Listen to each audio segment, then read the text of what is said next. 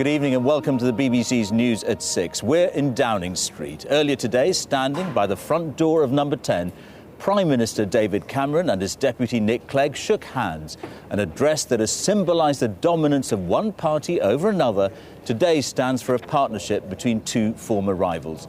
Mr Cameron said they were ushering in a new era in which the national interest came before party politics. In a moment, we'll look at cabinet posts and the policies.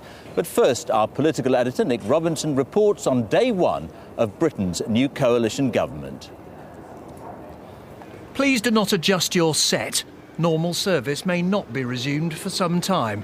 You are looking at the leader of the party which lost the election, walking up Downing Street to accept the job of Deputy Prime Minister from the man who said a hung Parliament would be a disaster for Britain. Today, David and Nick, that's how they refer to each other, said that this is what the new politics looks like. It came on a day when the new cabinet began to take shape, with Conservatives in the top jobs. George Osborne will move into number 11 as Chancellor. William Hague is our new Foreign Secretary.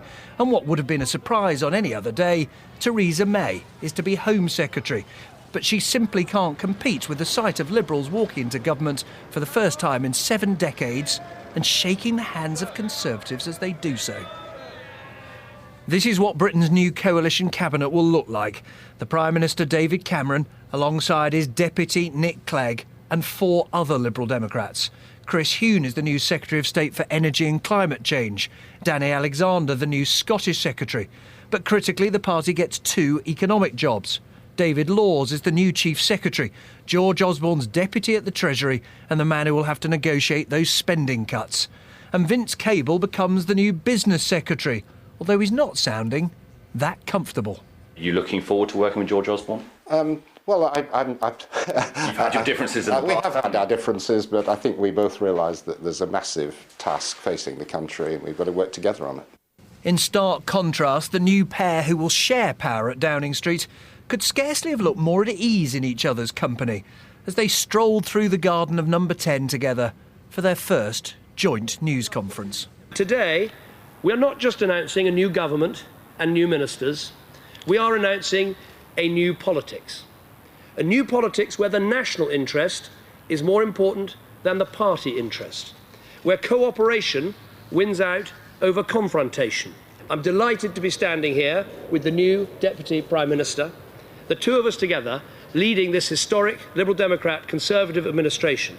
Note that phrase used again and again, a Liberal Conservative coalition, and not the other way round.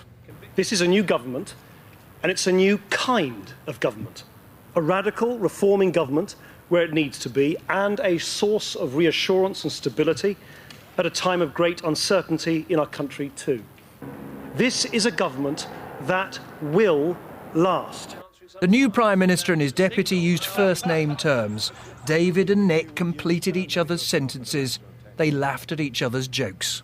Prime Minister, do you now regret when once asked what your favourite joke was, you replied, Nick Clegg? And Deputy Prime Minister, what do you think of that? We're all going to have... I'm afraid I did once. We're all... I'm back! We're all going to have things that we said thrown back at us. This was not merely a love-in, it was a sort of political civil partnership ceremony, with only the colour of their ties to remind you that they lead rival parties, fielding candidates which will fight each other in a by-election in 2 weeks' time. On the morning after the night before, did you not think, I'm hooked up to someone for 5 years who I barely know and have barely spoken to? And is the country now under permanent joint leadership? Are we going to do things together? Yes, of course, we should. This is not just two teams trying to work together. It's 2 teams trying to form one strong team in government. Of course, we are separate parties, and we've already talked about the Thirsk and Bolton by-election.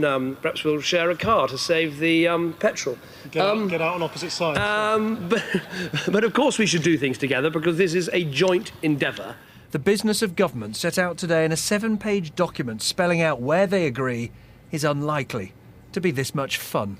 Not since Tony Blair's first summit with President George Bush have I been to a prime ministerial news conference so cosy, so familiar, so warm. Today we saw I agree with Nick competing with I agree with David. Nick Robinson, BBC News, in the garden at Downing Street. So